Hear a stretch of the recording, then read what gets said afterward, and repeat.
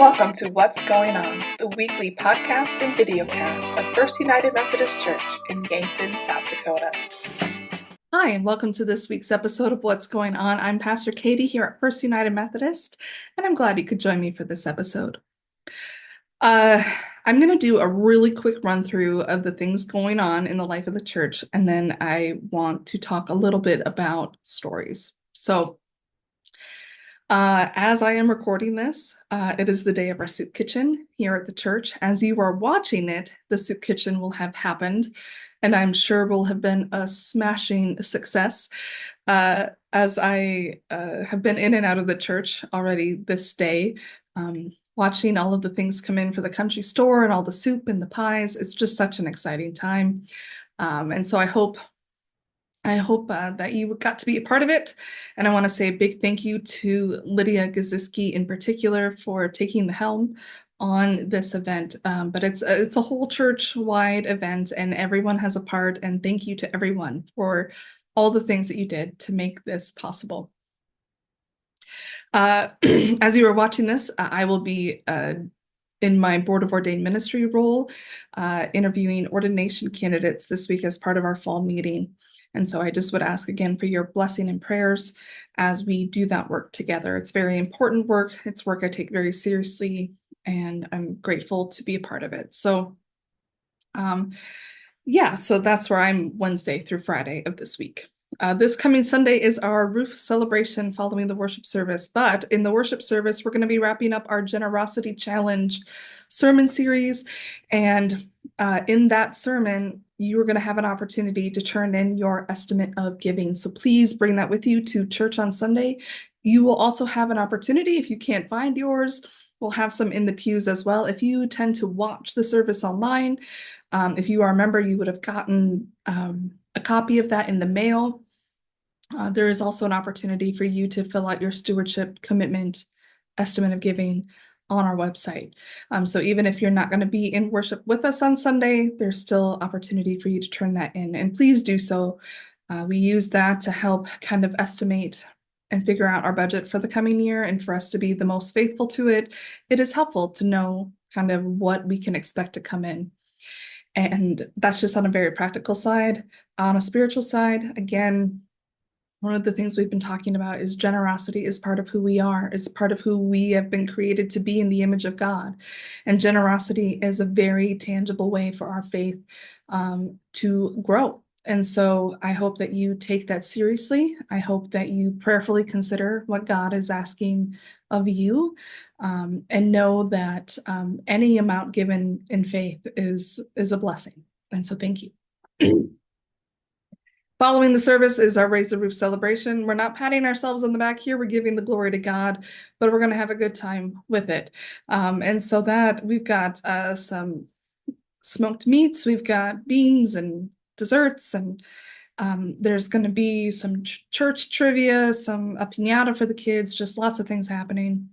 And we want you to be a part of it. So please consider staying after worship this Sunday to be a part of the celebration, especially if you contributed to getting this roof completed.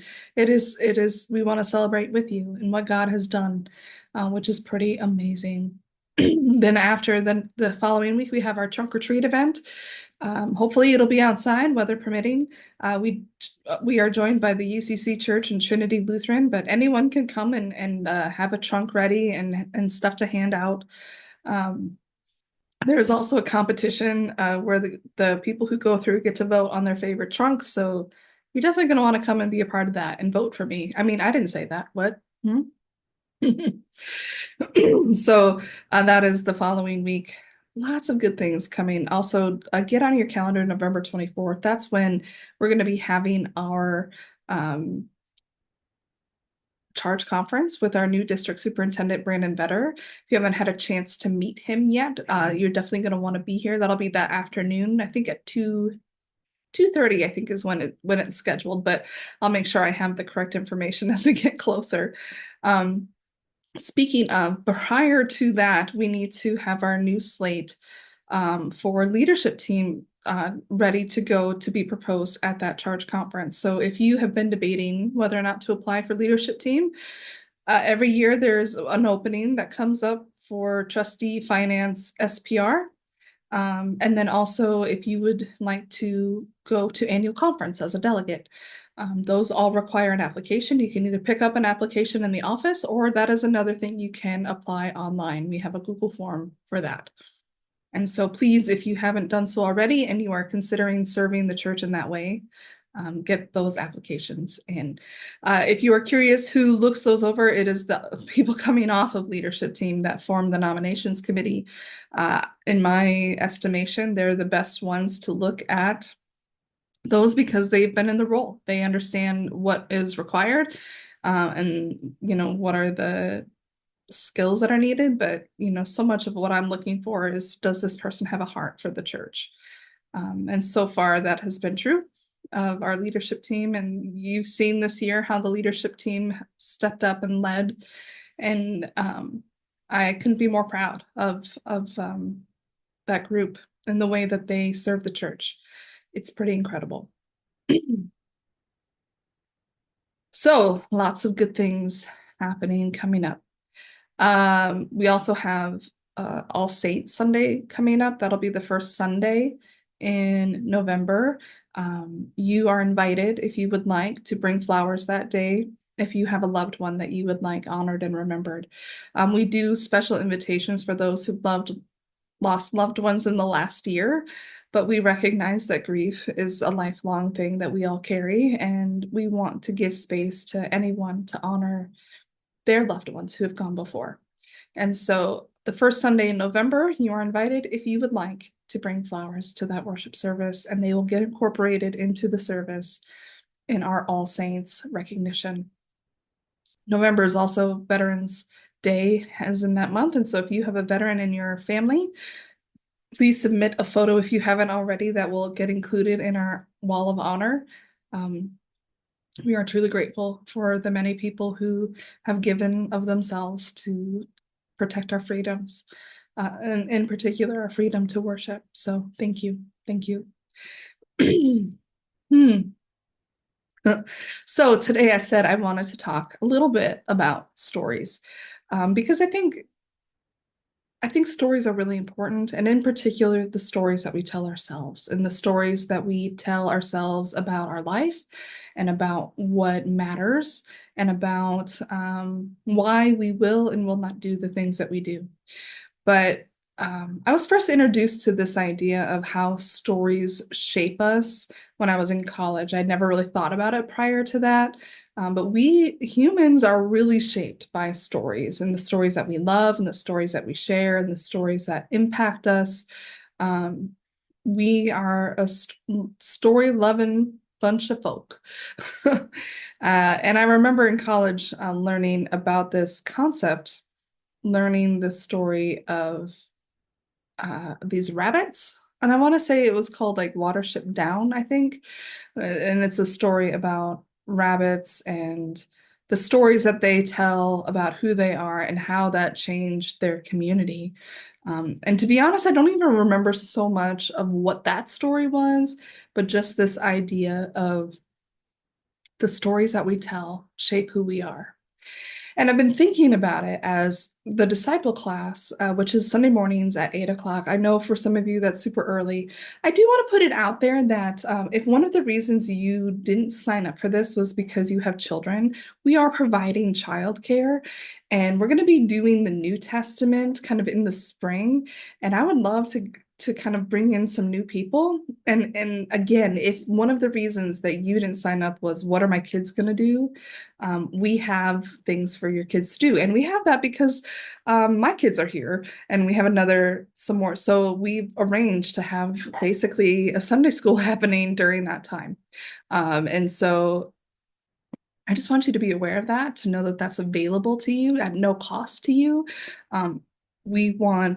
I think so often our parents feel very spiritually starved because especially when you're in the season of parenting young children, you're in survival mode and you don't have time to really invest in you. And we want to make sure that you have that option. So putting that out there, but we've been in the Old Testament, and there's a lot in there. But one of the things I keep going back to is understanding that for many, many generations, the stories of Genesis in particular were stories that were told. They were oral traditions. And there was something about those stories that helped to shape the people of Israel and the way that they talked about those stories and how they identified themselves in those stories and what those stories told them about who they were. And I think, and we study that as Christians, and that's a part of our heritage. That is a part of our story, but we also relate to those stories differently because another part of our story is the story of Jesus Christ. And he changed the stories of the Old Testament. He changed them not in the way that like they were rewritten, but the way that they were understood completely changed. And so our story looks different. But you can also see it in your own family. The stories that get told of family lore, about where you come from and the kind of people you come from. Like, well, sometimes I'll like make a flippant comment about how I was raised in a Ford family, right? Which means that what I remember in my formative years was that we almost always had Ford vehicles. Um, Now, I've owned one Ford of all the vehicles that I've owned as an adult.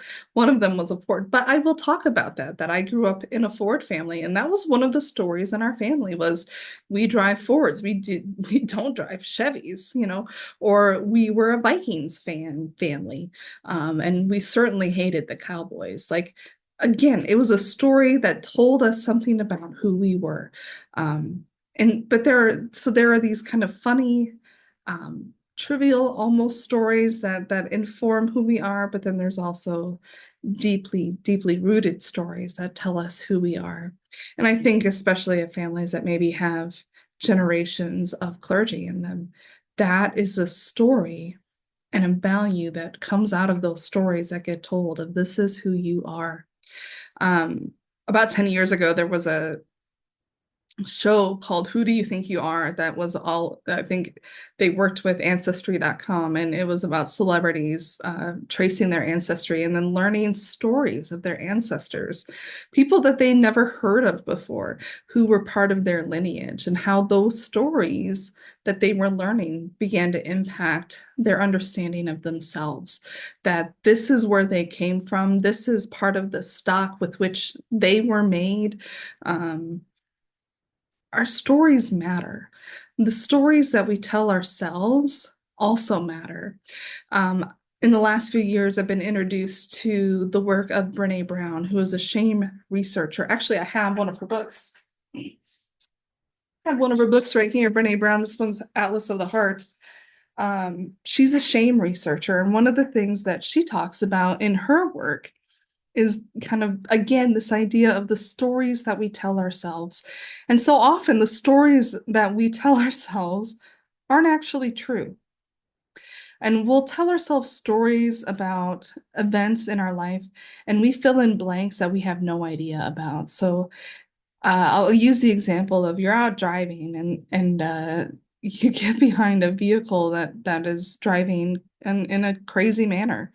And you might tell yourself a whole story about who that person is that's driving that vehicle, and how inconsiderate and rude, and how they should get their license taken away, and how, you know, they can't even see the people around them. They don't even care. Like that, we're telling ourselves, we're making up a story about who that person is without knowing really anything about them other than what we have witnessed in their driving. Because the reality is, we don't know that story. That story might be accurate. It might be way off. Maybe that person had a bee in their vehicle or something, like we don't know. We don't know. That's a different story that we could tell. But depending on the story we tell ourselves, we create a reality and then we behave according to it, right? Like, um, if we tell ourselves a story about someone that makes them out to be a villain, we behave accordingly. If we tell ourselves a story about someone that makes them out to be relatable, we tend to relate to them. If we tell ourselves a story that makes them out to be, that there's a lot going on, we start to have empathy and compassion. the stories we tell ourselves matter. And the stories we tell ourselves about what we choose to do and how we choose to live and whether or not we have choices matter. Um, and I think it's important that we understand that. I think it's important that we understand how much power we have in creating our lives, because so often we think that we don't. So often we think that, life is happening to me and I didn't choose any of this, or, but the reality is we make decisions based on the stories we tell ourselves. I'm going to use another example. Um, because I think it's so powerful that once you start to understand this, it becomes so powerful that and a really good tool for us that can be used for good. When I was working out at the gym that I go to, which is an all women's gym, uh, and this was probably almost 2 years ago at this point, there was a new girl, new woman, lady. She's younger than me, but she's not. She's a mom. Um, Came in and it was like her first day of the lift class, like the weightlifting class, which I have a bit of an ego around it. I maybe less so now than I did then, but still, like, I like lifting. If you get me to try to do jumping jacks, I'm terrible at it. Anything cardio related, I know how terrible I am. I have no ego around it. Like, I don't expect to be better than anybody on that. But in certain lifting things, I do. I know what I'm doing. I've been doing this for a while. I had sort of an ego about it. And this person comes in the first day that she's there, and it was some overhead arm movement, and she blew me out of the water. Now, to be fair, that's not my strongest lift. That's not normally one that, but like lifting significantly heavier than I have ever been able to lift a weight over my head, right? Uh, and boy, did I start telling stories to myself in that moment of how dare she come in and act all innocent when she's got all these muscles and she must have done this before and she must be like I don't I don't even think I like this person that much, because really the story I was telling myself was she's taking my place.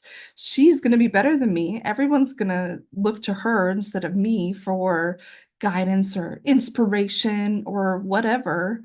And I felt like she had taken something from me. And the story that I was telling myself in that moment was very much fueled by jealousy, right? But something happened to me that stopped it somehow. And that's never happened before. But I was like, whoa, where's this coming from? Right? Like I know now, jealousy, jealousy, fear that this little niche that I'd created for myself in the gym, the place that I had made myself feel like this is how I belong here. Again, another story that I had told myself, like, because there's so many ways where I feel like I don't belong at a gym, right? In very obvious reasons, but I had told myself the story that because I can lift heavy, I belong here. I have a reason to be here. Um, that is my way of not looking silly or dumb. And this person was, in my view, taking that away from me, which is that is the silly or dumb thing. But at the time, that's not how I felt. Um, and so but something checked me and I was like, whoa, whoa, like you don't know this person and she's not taking things away from you. Like, why are you doing this? Why are you feeling this way? You need to do something about it and like get out of your head, basically. And so at the end of the class, I went over and I said, wow, like I'm so impressed. You really crushed that workout, and those are really heavy weights that you were able to do, and I can't even do that, and I've been here. I think at the time I'd been there a year. And she looked at me and she goes, I had twins. And I was like, oh, no wonder she had so much arm strength. She was carrying around a baby in each arm. Hadn't gotten to that story in my head, and I never would have. And so sometimes we have to be checked because the stories we're telling ourselves are not helpful and they're not based in reality. So shared that story with her later, months later, because it took a little while to kind of like own up to my own like thoughts, I guess. And we became very good friends. She's one of my closest friends in the gym now. She's actually a coach there. She went on from just working out to being trained, and she coaches lift now, and she's phenomenal at it. And I just think about that a lot of had I not checked the stories that I was telling myself, I would have missed out on this friendship. Um, and so I think about what are the stories that you tell yourself about your faith? What are the stories that you tell yourself about being a part of a church community? What are the stories you tell yourself about our church?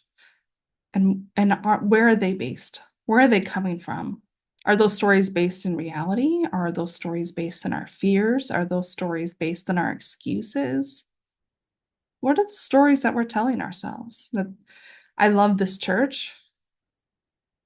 Look at all the things that are happening here. Or, I love church, but we're just too busy. You know, I don't know what's going on with the church. All of us are telling stories. We're made that way. What's important is, do you know the stories that you're saying? Do you know where they're coming from? And are you checking them against reality? Because the stories that we tell shape our view of our life and ultimately shape our life. And if we're telling stories that aren't helpful or untrue, we need to stop. And I'm going to say that again about the stories that we tell ourselves about other people, the stories that we tell ourselves about people who choose to do things that we would not do, the stories that we tell ourselves about the people who sit down the pew from us. Are those stories real? Are they helpful? Are they loving? And are they based in reality? Because the stories we tell shape who we are and shape our view of the world. And ultimately, do we tell our story of faith? When we talk and tell ourselves a story about who we are, where is God in that story for you? How does God show up in your story? Has God shown up in your story? Or does the story you tell yourself is God maybe not even there? Or as a side note? And is that where you want God to be in your story? We all tell stories. Our stories shape who we are. Our stories shape how we view the world. And the stories we listen to also shape. And what are you spending your time listening to? What stories have you bought into? Do you know the stories of Scripture? And as you read Scripture, do you understand how these stories shape us? Do you understand why these stories were the ones that were told and what they teach us about ourselves and about God? Stories matter. Stories really do matter.